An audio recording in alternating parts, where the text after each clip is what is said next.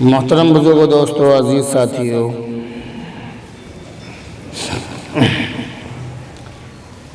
اللہ کے نبی علیہ السلام کی جو حدیث میں نے پڑھی ہے یہ بہت اہم حدیث ہے، اور اس حدیث کو جوامع الکلم میں سے ذکر کیا گیا ہے۔ یعنی کچھ حدیثیں اللہ کے نبی کی ایسی ہیں کہ اگر انسان ان پر عمل کر لے، وہ کچھ ہی حدیثیں ہیں، اگر انسان ان پر عمل کر لے تو وہ اس کی پوری زندگی کے لیے اور جنت میں پہنچانے کے لیے کافی ہیں۔ ان حدیثوں کو جوامع الکلم کہتے ہیں۔ ان حدیثوں کے اندر الفاظ تو بہت کم ہیں مگر باتیں بہت ساری ہیں۔ باتیں اتنی ساری ہیں کہ انسان کی پوری زندگی کی باتیں ان حدیثوں کے اندر بیان کر دی گئی ہیں۔ تو یہ جو حدیث ہے یہ بھی انہی حدیثوں میں سے ہے کہ اگر انسان اس حدیث پر عمل کر لے تو اس کے لیے دنیا اور آخرت دونوں اس کی سنور جائیں گی، اور جنت میں جانا اس کے لیے آسان ہو جائے گا۔ اس حدیث کے اندر اللہ کے نبی نے ارشاد فرمایا، نعمتان مغبوب فیہما کثیر من الناس، یعنی دو نعمتیں ایسی ہیں کہ جن کے بارے میں بہت سارے لوگ غفلت میں اور دھوکے میں پڑے ہوئے ہیں۔ نعمتان، دو نعمتیں ہیں، مغبوب فیہما، دھوکے میں پڑے ہوئے ہیں ان دونوں نعمتوں کے بارے میں کثیر من الناس، بہت سارے لوگ، بہت سارے انسان۔ تو یہ دو نعمتیں ایسی ہیں کہ ان کے بارے میں بہت سارے انسان دھوکے میں پڑے ہوئے ہیں۔ وہ دو نعمتیں یہ ہیں، الصحت والفراغ، صحت و تندرستی اور فرصت کے دن، صحت و تندرستی اور فرصت کے دن، یہ دو نعمتیں ہیں۔ ایک تو صحت و تندرستی ہونا، بیماری نہ ہونا، اور دوسرے انسان کے پاس میں وقت ہونا، ٹائم ہونا، فرصت کے دن کسی کے پاس اگر ہوں تو یہ بھی بہت بڑی نعمت ہے۔ تو یہ دو نعمتیں ہیں، اللہ کے نبی نے ان دونوں کو نعمتوں کے ساتھ ذکر فرمایا، اور کتابوں کے اندر بھی لکھا ہوا ہوتا ہے تندرستی ہزار نعمت ہے۔ اگر کسی انسان کے پاس دنیا کی تمام نعمتیں موجود ہوں لیکن صحت و تندرستی نہ ہو، دنیا کی ہر نعمت اور ہر چیز اس کے گھر میں موجود ہو مگر صحت جیسی نعمت اس کے پاس نہ ہو، اور وہ بستر پر پڑی ہوئی ایک زندہ لاش ہو، تو وہ تمام نعمتیں اس کے لیے بیکار ہیں۔ اور اگر کسی انسان کے پاس دنیا کی کوئی بھی نعمت نہ ہو مگر اس کے پاس تندرستی ہو تو وہ بہت بڑی نعمت ہے، اور وہ اس تندرستی کے ذریعے سے دنیا کی نعمتوں کو حاصل کر سکتا ہے۔ اگر اس کے پاس تندرستی ہے تو یہ بہت بڑی اللہ کی نعمت ہے اس کے پاس۔ بہت سارے لوگ جو غریب ہوتے ہیں وہ یہ کہتے ہیں کہ ہم تو بہت زیادہ پریشان ہیں، اللہ نے ہمیں دیا ہی کیا ہے، یا ہمارے پاس تو کھانے تک کو نہیں ہے، اللہ تعالیٰ کی ناشکری کرتے ہیں۔ ایسے لوگوں سے میں بہت سی مرتبہ کہہ دیتا ہوں کہ اپنی ایک انگلی بیچ دو، یا اپنا ہاتھ کاٹ کے بیچ دو، یا اپنی کڈنی بیچ دو، کیا تم تیار ہو اس چیز کو بیچنے کے لیے؟ یعنی اگر انسان کے بدن میں جو نعمتیں ہیں، جو انسان کی آنکھیں ہیں، ہاتھ ہیں، پاؤں ہیں، بہت ساری نعمتیں ہیں، اگر انسان ان نعمتوں کو دیکھے تو وہ دنیا کا بہت بڑا مالدار انسان ہے۔ تو تندرستی ہونا یہ اللہ کی انسان کے پاس بہت بڑی نعمت ہے۔ تندرستی کی قدر اس سے پوچھئے کہ جو آئی سی یو میں پڑا ہوا ہے، یا جو بستر پر زندہ لاش کی طرح پڑا ہوا ہے، تندرستی کی نعمت اس سے معلوم کیجئے کہ تندرستی کتنی بڑی نعمت ہے۔ تو اللہ کے نبی نے حدیث کے اندر ارشاد فرمایا کہ دو نعمتیں ایسی ہیں کہ جن کے بارے میں زیادہ تر لوگ، سبھی لوگ نہیں لیکن زیادہ تر لوگ ان کے بارے میں دھوکے میں پڑے ہوئے ہیں۔ کثیر من الناس کے معنی ہے بہت سارے لوگ، بہت سارے انسان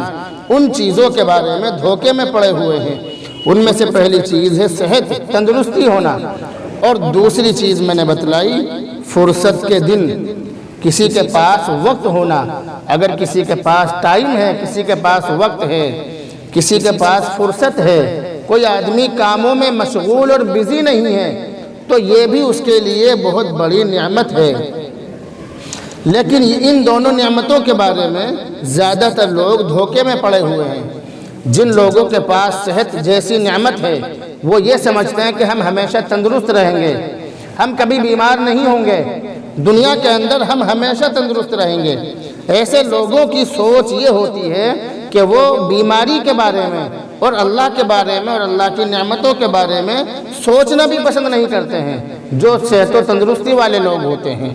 مگر انہیں اس بات کی خبر نہیں ہوتی ہے کہ جب بیماری آتی ہے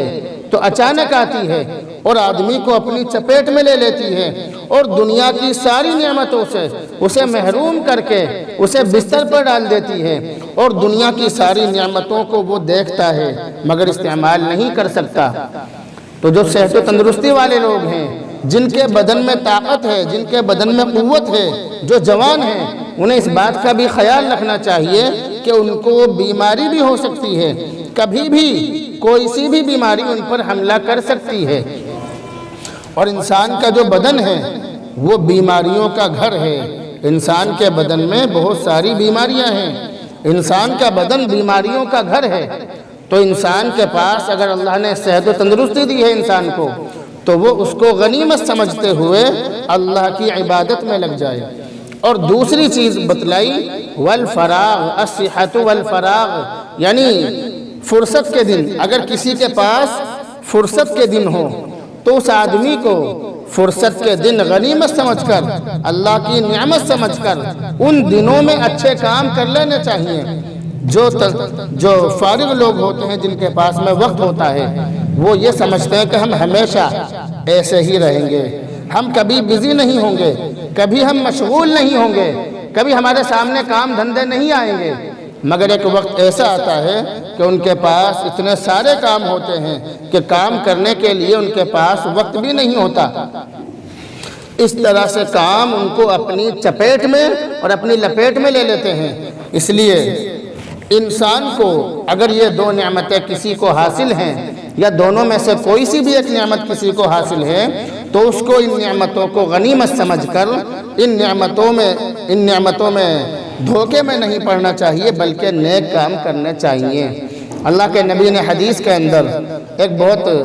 طویل اور لمبی حدیث ہے، اس کے اندر 5 ایسی نعمتوں کا ذکر کیا ہے، 5 ایسی چیزوں کا ذکر کیا ہے، بہت مشہور حدیث ہے کہ انسان کو اگر انسان کے پاس ان 5 میں سے کوئی سی بھی نعمت ہے تو انسان کو ان نعمتوں کو غنیمت سمجھ کر اللہ کی عبادت کر لینی چاہیے۔ اس کے اندر ایک چیز بتلائی کہ جوانی کو بڑھاپے سے پہلے غنیمت سمجھو، یعنی اگر تم جوان ہو، ابھی تمہارا بڑھاپا نہیں آیا، تو جوانی کو غنیمت سمجھتے ہوئے، اللہ کی نعمت سمجھتے ہوئے جوانی میں نیک کام کرنے کی کوشش کرو۔ تو اللہ کے نبی نے فرمایا اغتنم خمسا قبل خمس، غنیمت سمجھو 5 چیزوں کو 5 چیزوں سے پہلے، جوانی کو بڑھاپے سے پہلے غنیمت سمجھو۔ اگر جوانی ہے اور اچھی جوانی ہے، صحیح جوانی ہے، بدن میں جان ہے، تو ایسے آدمی کو اپنی جوانی کو غنیمت سمجھتے ہوئے بڑھاپا آنے سے پہلے نیک کام کر لینے چاہیے، کیونکہ بڑھاپا ایک اٹل حقیقت ہے۔ اگر انسان زندہ ہے تو جوانی کے بعد بڑھاپا بھی اس کو آنا ہے، اور بڑھاپا بہت برا ہوتا ہے، بہت سے لوگوں کا بڑھاپا براپا ہوتا ہے، ایسا کہنا ہے لوگوں کا۔ قرآن کریم کے اندر اللہ تعالیٰ نے 17ویں پارے میں فرمایا انسان کے بڑھاپے کے بارے میں، انسان کی پیدائش سے لے کر اس کے مرنے تک کے بارے میں اللہ تعالیٰ نے ایک آیت کے اندر فرمایا۔ تو اس کے اندر اللہ تعالیٰ نے یہ فرمایا کہ ہم انسان کو اس طرح پیدا کرتے ہیں، پھر ایسا ہوتا ہے، پھر ویسا ہوتا ہے، پھر پیدا ہوتا ہے، پھر بڑا ہوتا ہے، پھر لڑکا بن جاتا ہے، جوان ہو جاتا ہے، بوڑھا ہو جاتا ہے۔ یہ سب چیزیں اس کے اندر بیان کی گئی، مگر اس کے اندر ایک چیز جو بیان کی گئی جس کی وجہ سے میں آپ کو بتلانا ضروری سمجھ رہا ہوں، اس آیت کے اندر اللہ تعالیٰ نے پھر یہ فرمایا ثم يرد الى ارذل العمر، کہ اللہ تعالیٰ انسان کو پھر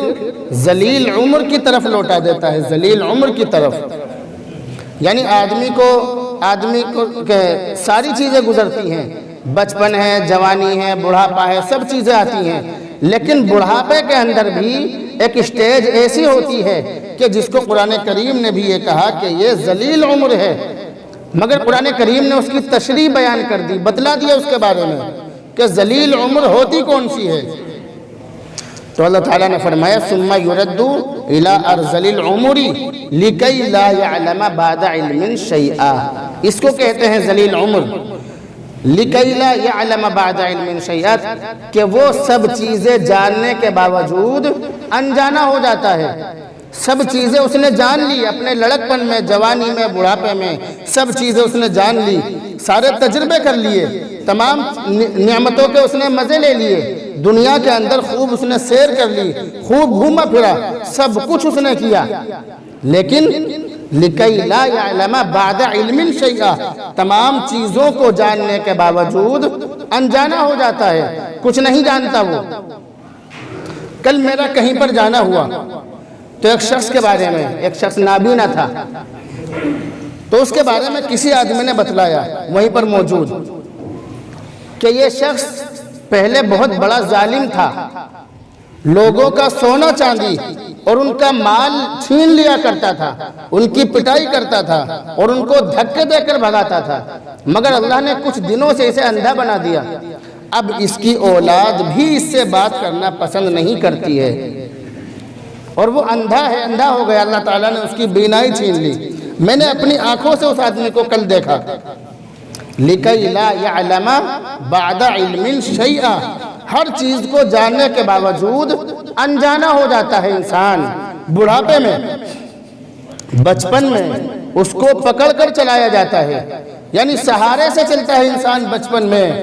اور پھر بڑھاپے میں بھی اس کو سہارے کی ضرورت ہوتی ہے، بڑھاپے میں بھی اس کو پکڑ کر چلایا جاتا ہے۔ تو انسان کی شروعات اور انسان کا ختم یہی ہے کہ اس کو سہارے کی ضرورت پڑتی ہے، وہ دوسروں کا محتاج ہوتا ہے، مگر کچھ دنوں کے لیے جب وہ جوان ہوتا ہے تو اپنی ساری اوقات بھول جاتا ہے،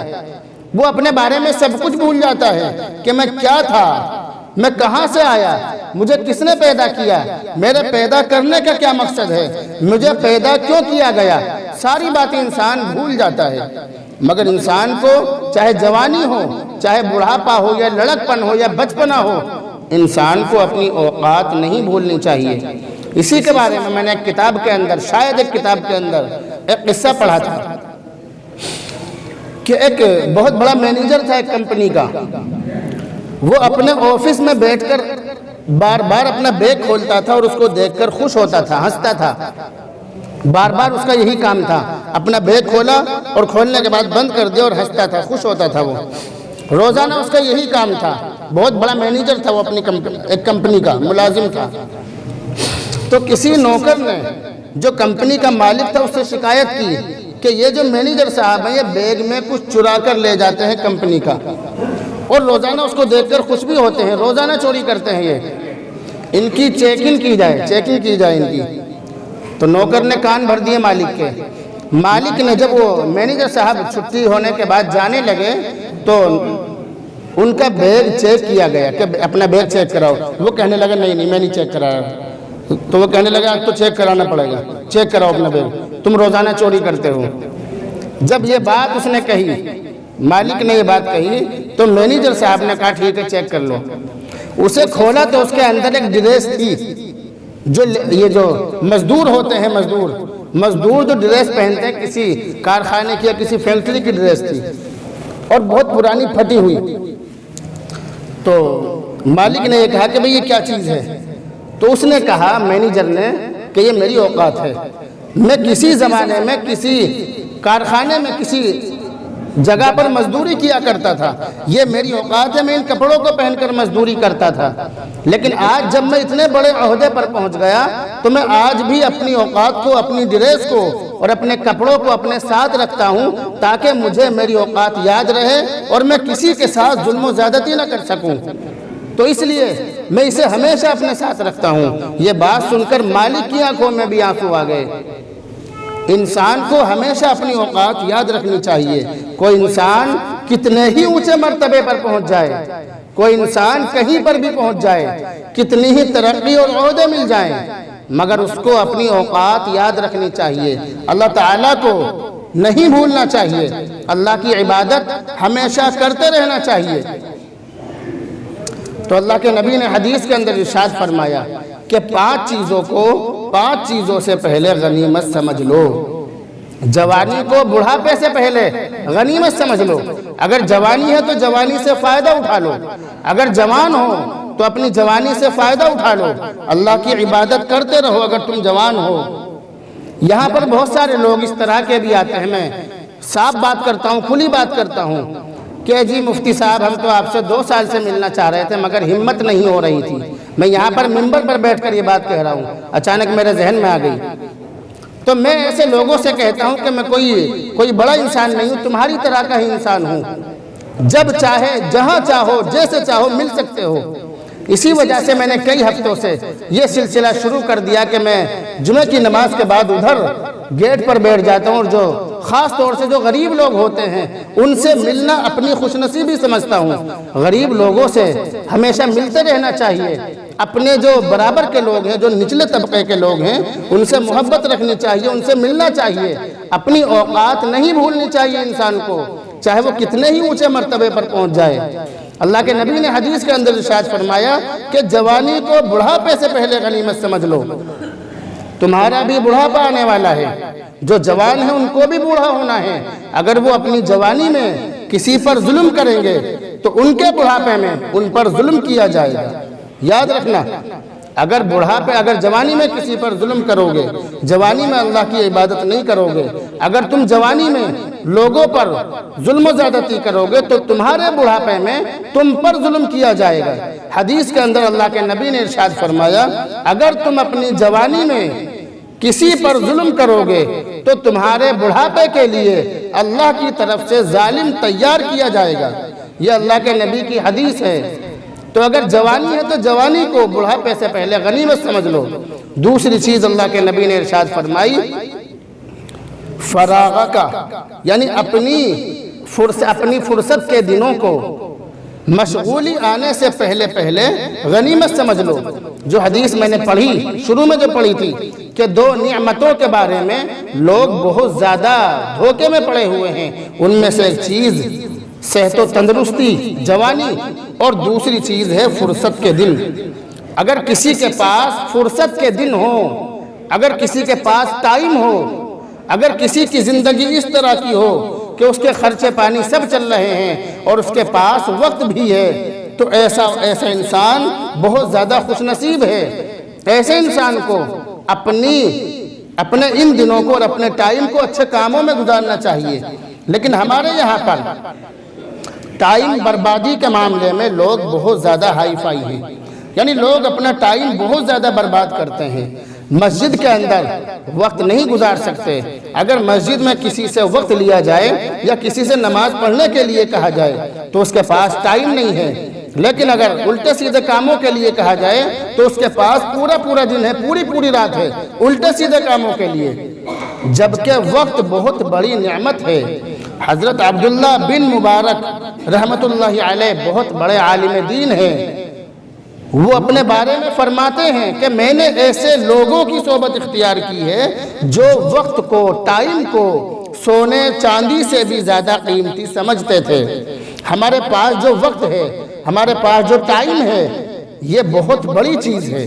یہ سونا اور چاندی سے بھی زیادہ قیمتی چیز ہے۔ اسی وجہ سے عربی زبان میں ایک جملہ ہے الوقت اسمن من الذهب، کہ وقت سونے سے بھی زیادہ قیمتی ہے۔ اسمن کے معنی ہے اسمن من الذهب، اسمن کے معنی ہے قیمتی اور ذهب معنی سونا، یعنی وقت سونے سے بھی زیادہ قیمتی ہے۔ سونا چاندی جو ہوتا ہے وہ سونا، اس سے بھی زیادہ قیمتی ہے وقت۔ حضرت مولانا شفیع صاحب پاکستانی رحمت اللہ علیہ جو بہت بڑے عالم دین تھے، جن کی نسلوں کے اندر بڑے بڑے عالم دین پیدا ہوئے ہیں، جو خود بھی بہت بڑے عالم دین تھے، وہ اپنے بارے میں فرماتے ہیں، وہ خود لکھتے ہیں اپنی کتاب کے اندر کہ ہے تو شرم کی بات، وہ خود لکھتے ہیں کہ ہے تو شرم کی بات مگر پھر بھی بتلا دوں۔ انہوں نے لکھا ہے کہ ہے تو شرم کی بات مگر پھر بھی بتلا دوں کہ جب میں بیت الخلاء میں جاتا ہوں اپنی حاجت اور ضرورت سے فارغ ہونے کے لیے، تو وہاں پر 5 یا 6-7 منٹ جو بھی میں بیٹھتا ہوں، وہاں بیٹھ کر اللہ کا ذکر تو کر نہیں سکتا، کوئی کتاب نہیں لکھ سکتا، کتاب پڑھ نہیں سکتا، کچھ بھی نہیں کر سکتا، تو وہ جو 5 یا 6 منٹ کا وقت ہوتا ہے میں اس کو بھی برباد نہیں کرتا۔ تو وہ اپنے بارے میں لکھتے ہیں کہ میں اس وقت میں بیت الخلا کا جو لوٹا ہوتا ہے میں اس وقت میں بیٹھا بیٹھا اسے دھوتا ہوں، تاکہ میرے یہ 5 منٹ یہ 6 منٹ برباد نہ جائیں، پھر میرے بعد آنے والا جو شخص ہے اس کو تنگی اور پریشانی نہیں ہوگی، لوٹا گندا ہونے کی وجہ سے اس کو پریشانی نہیں ہوگی، اور میرے 5 یا 6 منٹ جو ہیں یہ میرے کامیاب ہو جائیں گے۔ اس لیے میں اس طرح کا کام کرتا ہوں۔ وہ اتنے بڑے عالم دین، پاکستان کے سب سے بڑے مفتی ہیں آج کے زمانے میں، ان کے بیٹے سب سے بڑے مفتی تقی عثمانی صاحب، ان کے والد فرماتے ہیں اپنے بارے میں، اتنے بڑے عالم دین جنہوں نے بہت ساری کتابیں لکھی ہیں، کہ میں جب بیت الخلا میں جاتا ہوں تو وہاں کے 5-6 منٹ جو ہیں وہ بھی برباد نہیں کرتا۔ اور ہمارا حال کیا ہے؟ ہم ہر وقت کو برباد کرنے پر تلے ہوئے ہیں، ہر وقت کو برباد کرنا ہے۔ مفتی شفیع صاحب اپنے بارے میں فرماتے ہیں کہ اگر مجھے کبھی 5 یا 10 یا 20 منٹ کبھی ملتے تھے، کسی کام سے ملتے ہیں، تو میں پہلے ہی حساب لگا لیتا ہوں کہ مجھے اس وقت میں 5 یا 6 منٹ 10 منٹ جو بھی ملیں گے اس وقت میں مجھے یہ کام کرنا ہے۔ یہ ان لوگوں کا حال تھا، ہمارے بزرگان دین کا۔ اور ہمارا کیا حال ہے؟ ہمارا حال یہ کہ اگر یوٹیوب کھول لیا تو پھر پتہ نہیں کتنے گھنٹے خرچ ہو جائیں، اگر فیس بک کھول لیا پتہ نہیں کتنی راتیں گزر جائیں، رات کے 2 بج جائیں 3 بج جائیں، کچھ نہیں پتہ۔ یعنی اگر موبائل میں لگ گئے تو پھر موبائل کے ہی ہو کے رہ گئے، کسی بھی الٹے سیدھے کام میں لگ گئے تو پھر اسی کے ہو کے رہ گئے۔ یہ ہمارا حال ہے۔ آج کا جو ٹائم ہے، آج کا جو وقت چل رہا ہے، یہ اس طرح کا وقت ہے کہ کمائی بہت کم ہے، آمدنی کم ہے، وقت بہت زیادہ ہے۔ ہم اپنی دکانوں پر بیٹھے رہتے ہیں، گراہک کا انتظار کرتے ہیں لیکن آتے نہیں ہیں گراہک۔ تو ایسے موقع پر ہم اپنے ہاتھوں میں کم سے کم ایک تسبیح تو رکھ ہی سکتے ہیں، کہ اپنے ہاتھوں میں ایک تسبیح رکھیں اپنی دکانوں میں، اور تسبیح رکھنے کے بعد اگر کچھ بھی نہ ہو سکے تو کم سے کم یا رزاقو یا رزاقو یا رزاقو یہ تسبیح پڑھتے رہیں۔ اس سے من بھر جائے تو یا فتاحو یا فتاحو یہ تسبیح پڑھیں۔ ان تسبیح کو ہم پڑھیں گے تو دکان میں بھی برکت ہوگی، ہماری زندگی میں بھی برکت ہوگی، ہماری زندگی میں خوشحالی آئے گی، اور ہماری جو زندگی ہے بہت اچھی گزرے گی، ہماری کمائی میں بھی برکت ہوگی، اور اللہ کی طرف سے ہمارے نصیب میں جو روزی ہے وہ ہمیں اچھے طریقے سے صحیح طرح سے ملے گی۔ تو یہ جب ہی ہوگا جب ہم اللہ کو راضی کریں گے۔ اور اگر دکان پہ بیٹھ کر بھی موبائل چلائیں گے، دکان پہ بیٹھ کر بھی گانے سننے ہیں، فلم دیکھنی ہے، یہ کرنا ہے وہ کرنا ہے، اگر انہی کاموں میں لگے رہیں گے تو پھر انہی کاموں میں لگے بڑھاپا آ جائے گا، اور بڑھاپا آنے کے بعد ہماری اولاد دھکے دے کر ہمیں باہر نکالے گی اور یہ کہے گی کہ بڑے میاں اب تم یہاں سے نکل جاؤ، اب یہ سیٹ ہماری ہے، اب یہاں پر ہم بیٹھ کر موبائل چلائیں گے، آج تک تم نے موبائل چلایا اب ہم موبائل چلائیں گے۔ تو ہم اپنی اولادوں کو بھی یہی بات سکھائیں کہ اگر ہم اپنی دکان پر بیٹھے اپنے گلے پر بیٹھے ہیں تو وہاں پر بھی ہمارے ہاتھوں میں تسبیح ہونی چاہیے۔ اللہ رب العزت سے دعا کر اللہ رب العزت عمل کی توفیق نصیب فرمائے۔